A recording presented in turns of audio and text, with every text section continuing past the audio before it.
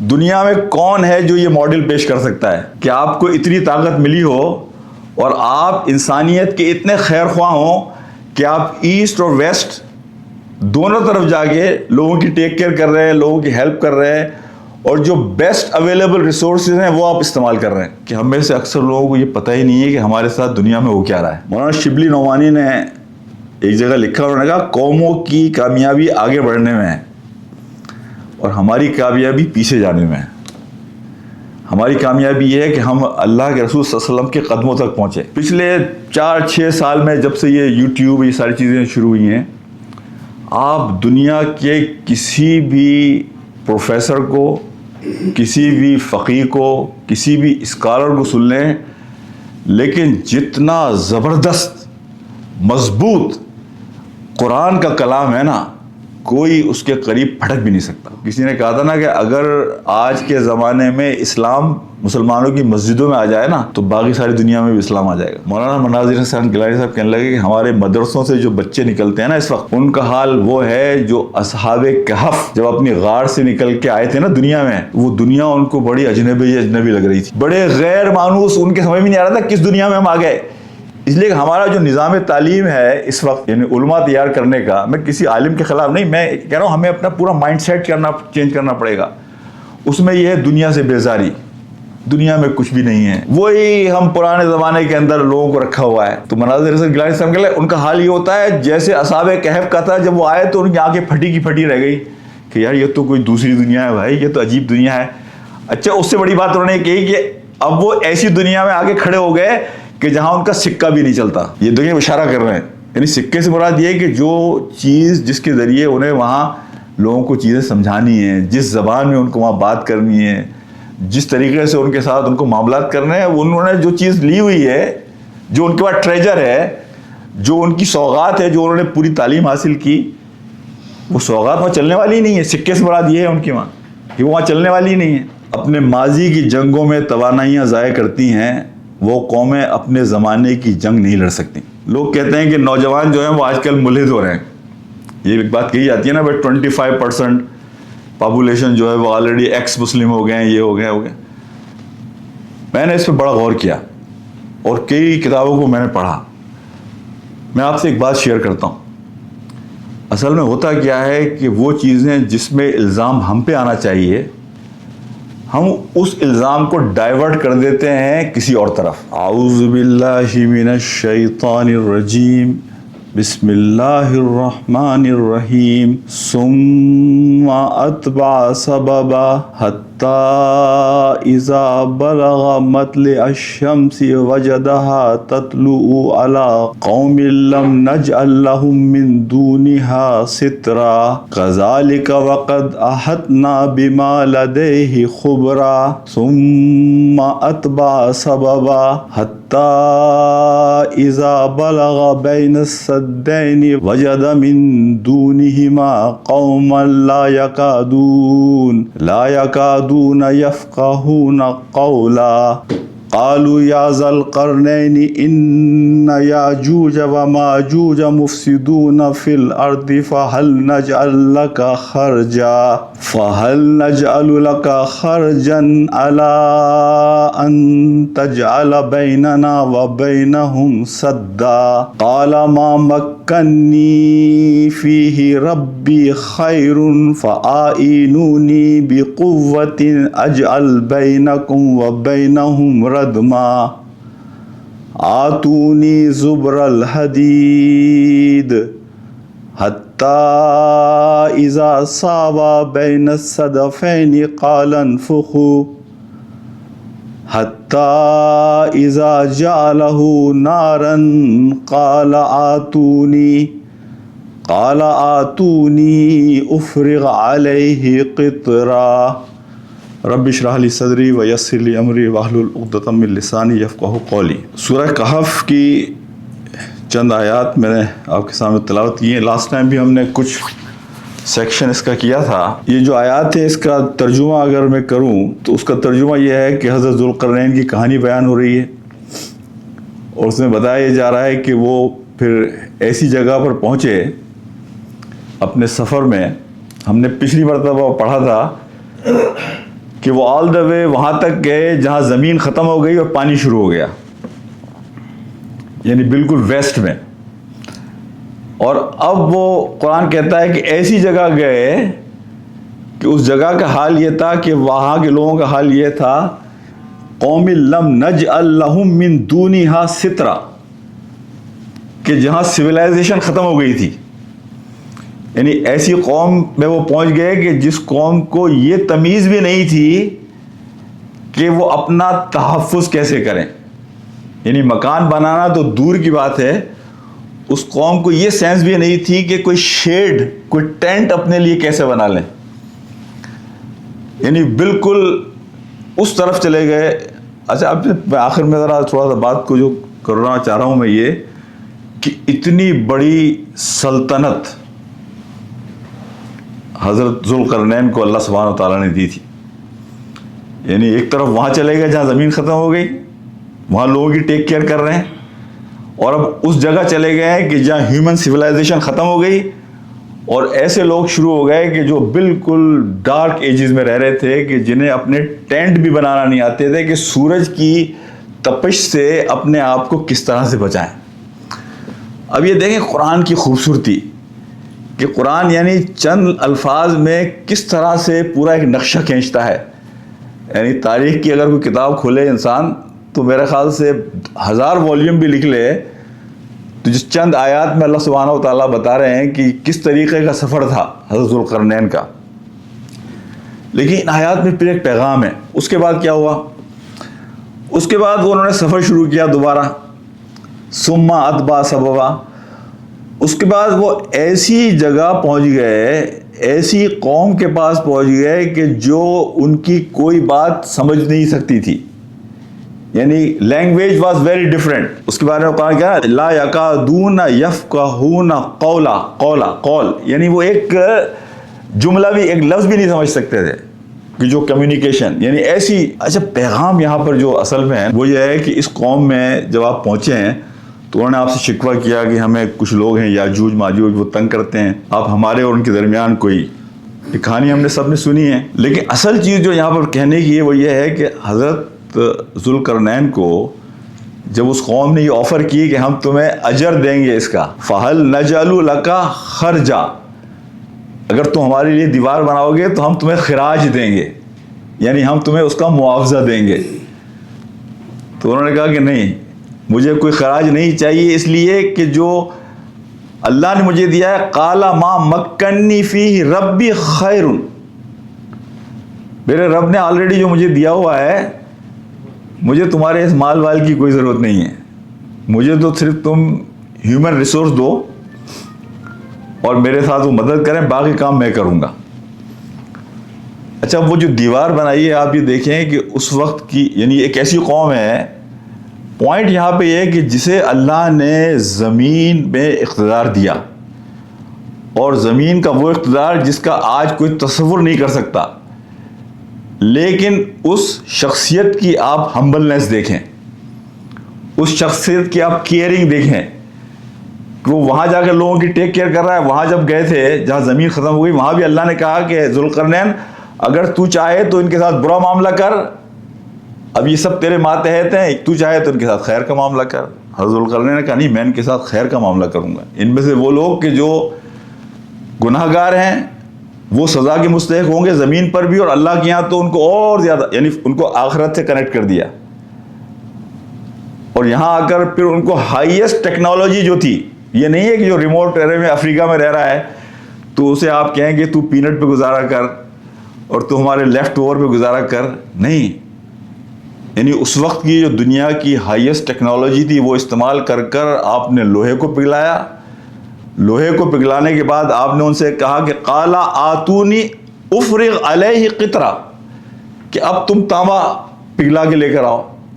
تو یہ Iron Dome تو بن گیا، اب اس کو ہم پیتل کے ذریعے سیل کر دیں گے تو کوئی تمہیں تنگ نہیں کرے گا. اور وہاں بھی انہیں کہہ دیا کہ یہ میں نے بنا تو دیا ہے لیکن جب تک میرا رب چاہے گا یہ قائم رہے گی، اور جب میرا رب چاہے گا یہ سب ختم ہو جائے گی.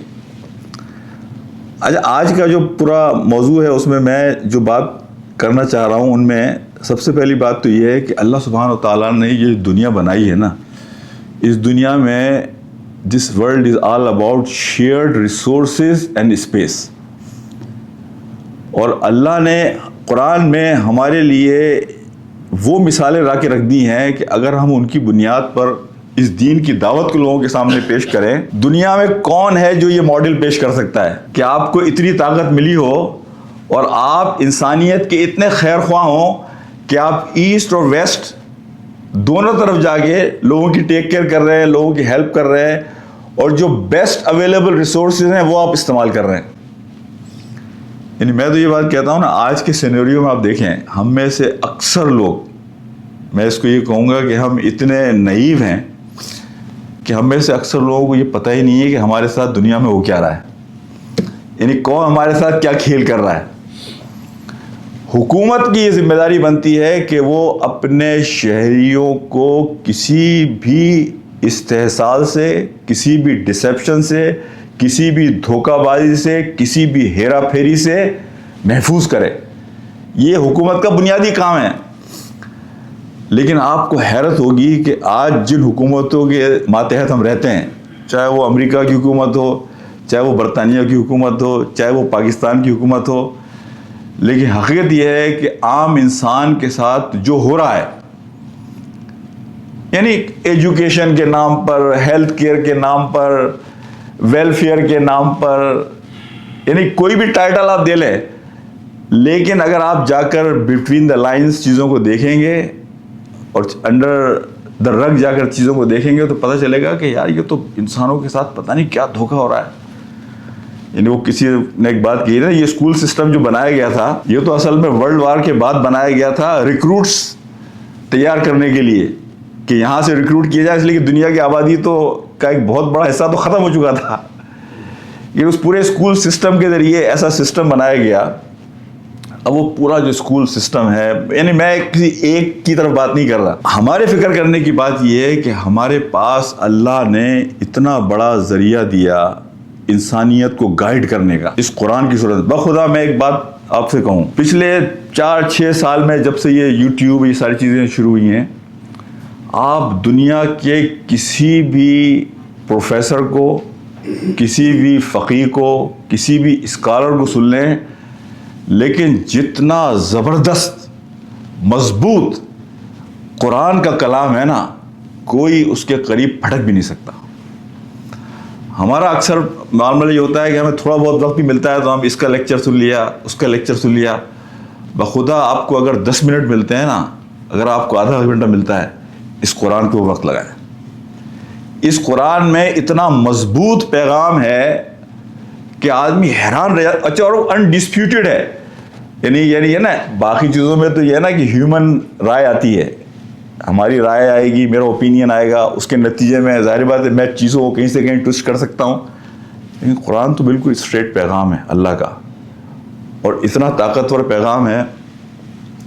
تو اس حوالے سے میں آج ذرا 2-3 چیزیں آپ کے سامنے رکھوں کہ اگر ہم حقیقت میں اپنے دین کو سمجھیں اور اس دین کو دعوت کی بنیاد بنائیں تو یہ دین اپنا کھویا ہوا مقام حاصل کر سکتا ہے. مولانا شبلی نعمانی نے ایک جگہ لکھا، انہوں نے کہا قوموں کی کامیابی آگے بڑھنے میں ہے اور ہماری کامیابی پیچھے جانے میں ہے.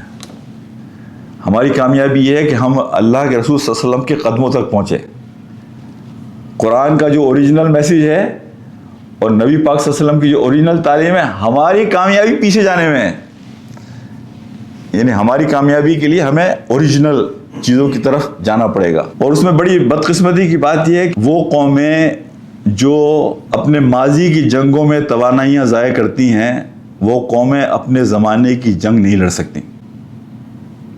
مسلمانوں کا ایک بڑا المیہ یہ ہے کہ ہم اپنے ماضی کی جو جنگیں ہیں نا، کہ وہ عثمانیوں نے کیا کیا اور امویوں نے کیا کیا اور عباسیوں نے کیا کیا اور کربلا میں کیا ہوا اور فلاں، میں کہتا ہوں یہ تاریخ جو ہے نا، یعنی وہ قومیں جو ماضی میں گم رہتی ہیں، وہ پھر اپنے حال کے جو چیلنجز ہیں، لوگ کہتے ہیں کہ نوجوان جو ہیں وہ آج کل ملحد ہو رہے ہیں.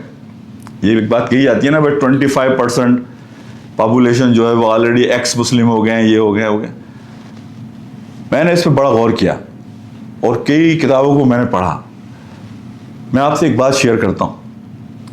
اصل میں ہوتا کیا ہے کہ وہ چیزیں جس میں الزام ہم پہ آنا چاہیے ہم اس الزام کو ڈائیورٹ کر دیتے ہیں کسی اور طرف. دین کے 3 لیئر ہیں. ایک لیئر ہے اصل دین، قرآن اور نبی پاک صلی اللہ علیہ وسلم کی سیرت. یہ ہے اصل دین جس میں عبادات بھی ہیں، باقی ہماری ساری چیزیں ہیں. یہ دین ہے. اس کا نیکسٹ لیئر آتا ہے ہماری پاور، اتھارٹی، ایگزیکیوشن کرنے والے ہمارے علماء ہیں، ہمارے بزرگ ہیں، وہ لوگ کہ جو ہماری ریلیجیس لیڈرشپ ہے. اور تیسرا لیئر ہے ہماری سوسائٹی. اصل میں آج کا مسلمان جو ہے نا، آج کا مسلمان شاکی ہے، ناراض ہے اتھارٹی سے اور سوسائٹی سے. وہ دین سے ناراض نہیں ہے. ہم کہتے ہیں یہ ملحد ہوگا، یہ ملحد نہیں ہوا ہے، وہ اللہ کا انکاری نہیں ہے، لیکن وہ مطمئن نہیں ہے. وہ مطمئن نہیں ہے ہماری اتھارٹی سے اور ہماری سوسائٹی سے، ہماری سوسائٹی میں کیا ہو رہا ہے. اصل ریزن یہ ہے. ہم بجائے اس کے کہ لوگوں کو اصل ریزن بتائیں، ہم یہ ڈائیورٹ کر دیتے ہیں کہ کھڑکی کو بند کرو بھائی، اس لیے کہ اس کی چیٹیں میرے اوپر آئیں گی. کیا بھائی لوگ ملحد ہو رہے ہیں؟ لوگ ملحد نہیں ہو رہے بھائی. لوگ دین سے بیزار نہیں ہیں، لوگ بیزار ہیں مجھ سے، لوگ بیزار ہیں معاشرے سے، لوگ بیزار ہیں ہماری لیڈرشپ سے. یہاں میں ایک بات میں نے پہلے بھی شاید کسی سے کہی ہوگی، شاید بھائی کہ یہاں ایک دفعہ آئے تھے یہ ہیوسٹن سے حضرات چندے جمع کرنے. میں نے یہ بات پہلے بھی کہی کہ دیکھیں ایک زمانہ تھا امریکہ کے اندر مسجدوں کی ضرورت تھی، مسجدیں بنی اور ماشاءاللہ وہ جو جنریشن تھی اس نے بڑا کام کیا. پھر ایک زمانہ آیا ہمیں مدرسوں کی ضرورت تھی اور ماشاءاللہ ہم نے خوب مدرسے بنائے. آج زمانہ ہے اس بات کا کہ ہم ایسے لوگ تیار کریں ان مدرسوں سے کہ جو آج کی زبان بولتے ہوں. یہ جو دین اور دنیا کی تعلیم کا فرق ہے نا، علامہ سستانی اپنے عراق کے، ان سے کسی نے ایک سوال کیا دنیا کی تعلیم اور دین کی تعلیم. انہوں نے کہا کہ تمہیں پتہ ہی نہیں ہے دنیا کی تعلیم کی تعریف کیا ہے اور دین کی تعلیم کی تعریف کیا ہے. اگر ایک آدمی قرآن کی تعلیم حاصل کرتا ہے لیکن اس کی نیت لوگوں کا استحصال ہے، لوگوں کو نقصان پہنچانا ہے، تو یہ قرآن کا پڑھنا دنیا کی تعلیم ہے. لیکن ایک آدمی جا کے ہارورڈ یونیورسٹی میں پی ایچ ڈی کر رہا ہے، لیکن اس کی نیت یہ ہے کہ اس پی ایچ ڈی کے ذریعے میں انسانیت کی خدمت کروں گا، میں اللہ کی مخلوق کے کام آؤں گا. وہ عین دین کی تعلیم ہے، وہ عین دین کی تعلیم ہے. تو یہ ہم جو خلط ملط یعنی دین کی تعلیم صرف یہ نہیں ہے کہ میں نے قرآن کھول کے کر لیا اور میں نے اپنا ایک خاص ایک ڈگری حاصل کر لی، تو نہیں. دین اور دنیا کی تعلیم کا مقصد یہ ہے کہ آپ کا فوکس کیا ہے. ہمارے یہاں پرابلم یہ ہو رہا ہے کہ ہم اب تک، میں نے کہا نا، یا تو ماضی میں ہیں یا اب تک ہم نے اپنی سافٹ ویئر کو اپڈیٹ اور ریسیٹ نہیں کیا ہے. تو ابھی تک ہم یہ سمجھ ہی نہیں پا رہے ہیں کہ ہمارے آج کے چیلنجز ہیں کیا.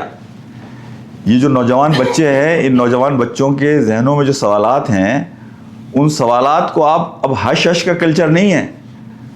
یہاں میں ایک اور بات کہوں آپ سے، اسلام اس وقت تک آگے نہیں بڑھ سکتا جب تک کہ آپ سوال کے کلچر کو عام نہیں کریں گے. یہ جو بات ہے نا، یہ جو کلچر کہ ہم لوگوں کو ایک چیز سناتے ہیں اور اس کے ساتھ 5 6 7 القاب لگا کر کہ کس نے یہ بات کہی ہے، ہم لوگوں کو کہتے ہیں کہ اب آپ کے پاس اب اس پر مزید بات کرنے کی کوئی گنجائش نہیں ہے، اب آپ خاموش ہو جائیں. یہ کلچر جب سے ہمارے یہاں آیا ہے نا، تو کسی نے کہا نا کہ ہم نے دنیا کی لیڈرشپ سے لکھ کے استعفیٰ نہیں دیا ہے. ہم نے دنیا کی لیڈرشپ سے اس وقت استعفیٰ دے دیا تھا کہ جب ہم نے اپنی تعلیم اور تربیت کے نظام میں کمزوری دکھانا شروع کی. ہم نے اس کو تبدیل کر دیا. اپنے تعلیم اور تربیت کے بالکل اب بس شکست خوردہ قوم، شکست خوردہ ہے. اور بس جی ہمارا کام تو بھائی، ارے بھائی آرام سے وقت گزارو، بچا کے رہو. اور دیکھو ذرا، وہ کسی نے کہا نا کہ وہ ہمارے مدرسے ایک زمانے میں چوکیاں ہوتے تھے، ہم نے انہیں حفاظت گاہیں بنا دیا. یہاں میں آپ سے ایک بات شیئر کروں. مولانا مناظر حسن گیلانی صاحب گزرے ہیں، بہت کمال کے آدمی سے انڈیا کے. انہوں نے سیرت پر بڑا کام کیا ہے اور بہت ہی اللہ میاں نے بر صغیر میں یہ بہرحال ماننے والی بات ہے کہ ایسی ایسی شخصیات پیدا کی کہ جنہوں نے واقعتاً پچھلے 100-150 سال کے اندر دین کی بڑی خدمت کی. شاید ان کا یہ جملہ سنیے گا. مولانا مناظر حسین گیلانی صاحب کہنے لگے کہ ہمارے مدرسوں سے جو بچے نکلتے ہیں نا اس وقت، ان کا حال وہ ہے جو اصحاب کہف جب اپنی غار سے نکل کے آئے تھے نا دنیا میں، وہ دنیا ان کو بڑی اجنبی لگ رہی تھی، بڑے غیر مانوس، ان کے سمجھ میں نہیں آ رہا تھا کس دنیا میں ہم آ گئے. اس لیے کہ ہمارا جو نظام تعلیم ہے اس وقت، یعنی علماء تیار کرنے کا، میں کسی عالم کے خلاف نہیں، میں کہہ رہا ہوں ہمیں اپنا پورا مائنڈ سیٹ چینج کرنا پڑے گا. اس میں یہ ہے دنیا سے بیزاری، دنیا میں کچھ بھی نہیں ہے، وہی ہم پرانے زمانے کے اندر لوگوں کو رکھا ہوا ہے. تو مناظر حسین گیلانی صاحب کے ان کا حال یہ ہوتا ہے جیسے اصحاب کہف کا تھا، جب وہ آئے تو ان کی آنکھیں پھٹی کی پھٹی رہ گئی کہ یار یہ تو کوئی دوسری دنیا ہے بھائی، یہ تو عجیب دنیا ہے. اچھا اس سے بڑی بات انہوں نے کہی کہ اب وہ ایسی دنیا میں آگے کھڑے ہو گئے کہ جہاں ان کا سکہ بھی نہیں چلتا. یہ دنیا اشارہ کر رہے ہیں، یعنی سکے سے مراد یہ کہ جو چیز جس کے ذریعے انہیں وہاں لوگوں کو چیزیں سمجھانی ہیں، جس زبان میں ان کو وہاں بات کرنی ہے، جس طریقے سے ان کے ساتھ ان کو معاملات کرنے ہیں، انہوں نے جو چیز لی ہوئی ہے، جو ان کے پاس ٹریجر ہے، جو ان کی سوغات ہے، جو انہوں نے پوری تعلیم حاصل کی، وہ سوغات وہاں چلنے والی ہی نہیں ہے. سکے سے مراد یہ ہے ان کی وہاں کہ وہ وہاں چلنے والی ہی نہیں ہے. تو ہماری جو ضرورت ہے نا اس وقت، میں تو یہاں اس لیے بات بھی کرتا ہوں کہ ہمارے یہاں لوگ آتے ہیں، ہم لوگوں کو سمجھائیں، اور میں بھی کہتا ہوں اور کسی کو نہ سمجھائیں، اپنے آپ کو سمجھائیں. اور کوئی نہیں سمجھتا کہ دین کی آج ضرورت یہ ہے کہ قرآن کی طرف لوٹو، دین کی آج ضرورت یہ ہے کہ نبی پاک صلی اللہ علیہ وسلم کے قدموں کی طرف لوٹو. دین کی ضرورت آج یہ ہے کہ ادھر ادھر کی سننے کے بجائے جو وقت اللہ نے آپ کو دیا ہے، جو صلاحیت اللہ نے آپ کو دی ہے، وہ اس دین کے لیے اپنی صلاحیت کو آپ لگا لیں. کسی نے کہا تھا نا کہ اگر آج کے زمانے میں اسلام مسلمانوں کی مسجدوں میں آ جائے نا تو باقی ساری دنیا میں بھی اسلام آ جائے گا. اور یہ بالکل ایک طے بات ہے. مسلم فرینڈلی مسجد بنا کہ جہاں یہ نوجوان آ کے فخر محسوس کریں، یہ نوجوان آ کے کمفرٹیبل محسوس کریں، یہ نوجوان محسوس کریں کہ یار اگر میں سوال کروں گا تو کوئی مجھے لیبل نہیں کرے گا، کوئی مجھے کارنر نہیں کرے گا، کوئی مجھے ہش ہش کی آوازیں نہیں آئیں گی. تم نے بے ادبی کر دی، تم نے یہ کیسا سوال کر دیا. اللہ سے حضرت ابراہیم سوال کر رہے ہیں، یا اللہ مجھے دکھا تو زندہ کو مردہ اور مردہ کو زندہ کیسے کرتا ہے. یعنی اللہ کا نبی، اللہ کا پسندیدہ ترین نبی، وہ اللہ سے یہ سوال کر رہے ہیں کہ اللہ میاں مجھے دکھائیے. اس کا مطلب یہ ہے کہ ہمارے دین میں سوال کا کلچر دوبارہ آئے گا. آپ لوگوں کو، آپ اگر، ہمارے یہاں کلچر اس لیے بھی نہیں ہوتا نا کہ ہم خود چونکہ تیاری نہیں ہے جواب کے لیے، تو ہم پھر وہ ہش ہش کا کلچر لے کر آتے ہیں. تو ان نوجوانوں کو اطمینان دینے کے لیے، نوجوانوں کو بھی، بزرگوں کو بھی، بڑوں کو بھی، ہر ایک کو چیزیں، آج کی ظاہر بات جو الجھنیں ہیں، آج کل کا جو ماحول ہے، اتنے پریشر میں لوگ رہتے ہیں. اگر آپ لوگوں کو مطمئن کریں گے، لوگوں کو ایک اچھا ماحول فراہم کریں گے، مساجد میں لوگ آئیں گے، لوگ کمفرٹیبل محسوس کریں گے، لوگ اپنی ضرورتوں کو آپ کے سامنے پیش کریں گے، اور ہم آج کل ماضی میں رہنے کے بجائے، یعنی تاریخ کے، ہم آج کے چیلنجز کو فیس کرنے کے لیے اپنے آپ کو تیار کریں گے، تو انشاءاللہ کل ہم جب چھوڑ کے جائیں گے جنریشن کو، تو انشاءاللہ اچھی حالت میں چھوڑ کے جائیں گے. اس وقت جو حالات ہیں، ان حالات میں تو ہمیں اپنے آپ سے شکوہ کرنا چاہیے کہ ہم ان بچوں کو اس دین کو بہت اچھی حالت میں دے کے نہیں جا رہے، بہت اچھی حالت میں دے کے نہیں جا رہے. اللہ تعالیٰ ہمارا حامی و ناصر ہو، اللہ ہماری مدد فرمائے. اللہ ہمیں اس دین کے لیے جو کچھ بھی وقت ہمیں اللہ نے ابھی دیا ہے، اس کو صحیح معنوں میں صحیح ترجیحات کے ساتھ استعمال کرنے کی توفیق عطا فرمائے، تاکہ ہم جب یہاں سے جائیں تو مطمئن ہو کے جائیں کہ ہم نے اپنے حصے کا کام کر کر دین کو محفوظ ہاتھوں کے اندر دے دیا ہے. تو انشاءاللہ یہ جنریشن اس چیز کو آگے لے کر چلے گی انشاءاللہ. اگر کوئی سوال کسی کو ہے مختصر تھا تو کر لیں، ورنہ پھر ہم امام صاحب آپ کوئی چیز اضافہ، آپ ہماری غلطی کو بھی کریکٹ کر سکتے ہیں. آپ کو ہم نے ایک فائنل اتھارٹی دی ہوئی. یہ عید کے یہ سیگریگیشن جو مسلمان کرتے ہیں، ہم اپنی مسجدوں میں یا اوپن ہاؤسز کرتے ہیں ہم کہ بھائی آئیں، لوگوں کو انوائٹ کرتے ہیں. ابھی ریسنٹلی یہ خبر میں نے پڑھی جی کہ ڈیلس میں بھی اور ہیوسٹن میں بھی جی ایپک مسجد والوں نے کیا کیا کہ ہم ایپلیکیشن دی گورنر کو کہ بھئی ہم اس ایپک ایریا کو کچھ بند کریں گے ہاں یا ہم عید میلہ کریں گے only confined to the Muslim community. ہاں جب آپ اس قسم کی سیگریگیشن دیوار بنائیں گے اپنے گرد ہاں تو لوگوں کو تو سسپیشن پیدا ہوگی ہاں کہ بھائی یہ کس قسم کی دنیا ہے یا کون سے لوگ ہیں یہ ہاں جو اس میں پاکستان کی بات نہیں کر رہا نہیں میں سمجھ گیا آپ کی بات میں سمجھ گیا آپ جب اس قسم کی کمیونٹی میں رہتے ہیں یا ہر طرح کا بندہ ہے تو we should need to be open to every بالکل کمیونٹی نو میٹر کہ وہ کون سا ریجن ہے کون ہے اوپنلی. اور ہمارے پاس کچھ چھپانے کی چیز تو ہے ہی نہیں نا یعنی آپ اوپن ہاؤس اب یہاں جو مسئلہ ہوا ان کو وہاں ڈیلس میں تو ایک کمیونٹی بنا رہے تھے انہوں نے کہا ایکسکلوسیو فار مسلمس امریکہ کے اندر آپ یہ نہیں کر سکتے یعنی پریکٹیکلی ہو سکتا ہے کہ ایسا ہو کہ وہی لوگ آگے رہیں جنہیں آپ چاہ رہے ہیں لیکن آپ اعلان کر کے نہیں کر سکتے. جب انہوں نے کیا تو پھر یہ جو ہماری یہ ہیوسٹن کی کمیونٹی ہے کے ٹی وغیرہ کی تو انہوں نے بھی یہ کہا کہ کے ٹی میں بھی شاید لوگ کافی مسلمان رہتے ہیں انہوں نے بھی کہا کہ ہم بھی ایسے کریں گے کہ ہم بھی یہاں سیلیبریشن کریں گے تو گورنر نے اس کو منع کیا ڈسکرٹ کیا. دیکھیں یہ غلط ہے ہم لوگوں کے درمیان رہیں گے تو اسلام کی دعوت پہنچے گی نا. اگر آپ کہیں چار دیواری میں اپنے آپ کو بند کر لیں گے تو وہ جنگل میں مور ناچا کس نے دیکھا. تو آپ تو چاہتے ہیں کہ لوگ آئیں لوگ تو بلکہ یہ جو مواقع ہوتے ہیں یہ پر تو آپ اوپن ہاؤس کریں کہ دعوت دیں لوگوں کو آ کے وہ آئیں وہ دیکھیں کہ بھائی حضرت ابراہیم کی ٹریڈیشن ہے جس کو ہم فالو کرتے ہیں عید الاضحیٰ پہ تو ہمارے درمیان ایک کامن شخصیت ہے حضرت ابراہیم کی ان کو پتہ چلے. تو یہ تو بالکل میں آپ کی بات سے اتفاق کرتا ہوں کہ ہمارے لیے تو یہ چیزیں یعنی ہمارے دین کے مزاج کے خلاف ہیں. یہاں تو ہمیں تو اوپن رہنا چاہیے اور اوپن ہمارے پاس تو کوئی چیز چھپانے کی ہے ہی نہیں نا. ہم تو بالکل پرامن طریقے سے چیزوں کو کرتے ہیں لا ابائڈنگ سٹیزن ہیں جس طرح کے ملک کا قانون ہے اور اس میں رہ کر اس باؤنڈری میں تو ہمارے لیے تو ویلکم خوشی ہونی چاہیے لوگ آئیں ہمارے مسجدوں کے اندر آئیں ویلکم.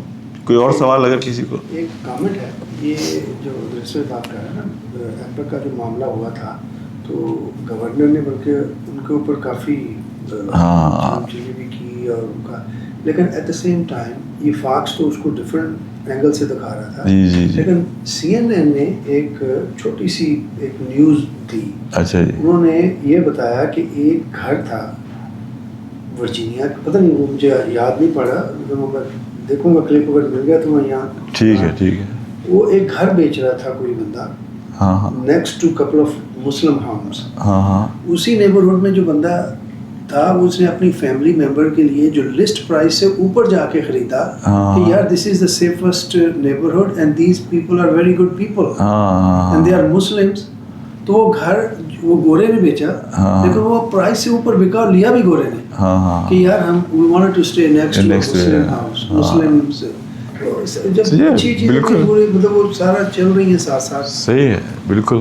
ہم لوگ رہیں گے ہم ان کو ویلکم کریں گے تو لوگ رہیں گے آپ کے برابر میں آ کے رہیں گے. ان کو پتا ہوتا ہے یہاں ڈرگز نہیں ہوں گے یہاں ڈرنکنگ نہیں ہوگی یہاں رات کو لیٹ نائٹ میوزک نہیں ہوگا.